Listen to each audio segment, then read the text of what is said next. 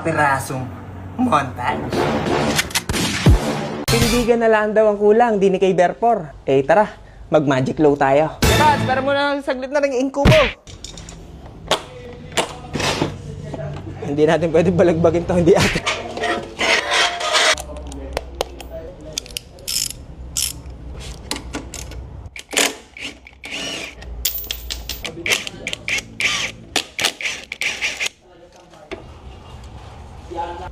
Eh parang hindi lulusot ito. Oh. Kung wala ka, boss Matt, wala na. Hindi na magagawa ito. Bing. Oh, nag-unbox. Nagagawa ng tao, di nagugutumin mo. Bulalo wings. Hindi, ano yun? Gagawin na ho ang alam ni Boss Matt. Si-change oil na.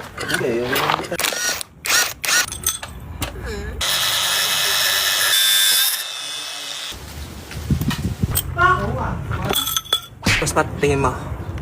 Panis na mga tindigin dyan, ang mga vapor ng mga kumag. Ganda. Ganda, ganda. Oo, gawa mo yan eh.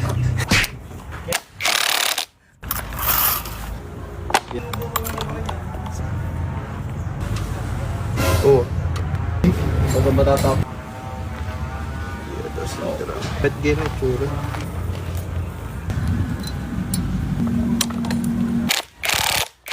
Ito ho ang diferensya. Ayan mga kinaman, tingnan nyo ho ang diferensya ngayon.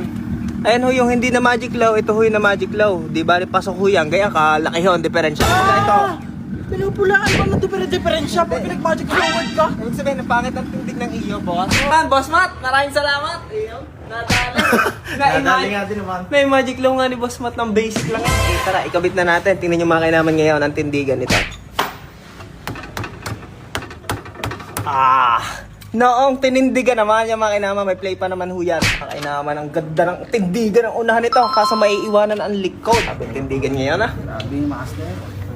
Sabakan tatlo. Ay, sure ball yun. Yung wala naman, mga pinagbibigyan ko lang naman ng mga ng ilang oras.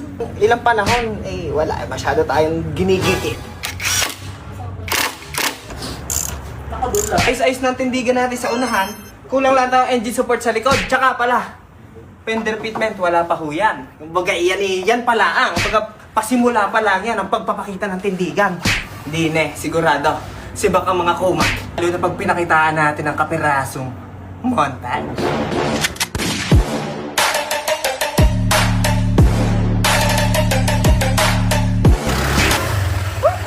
O, diba? Kitang-kita ang diferensya.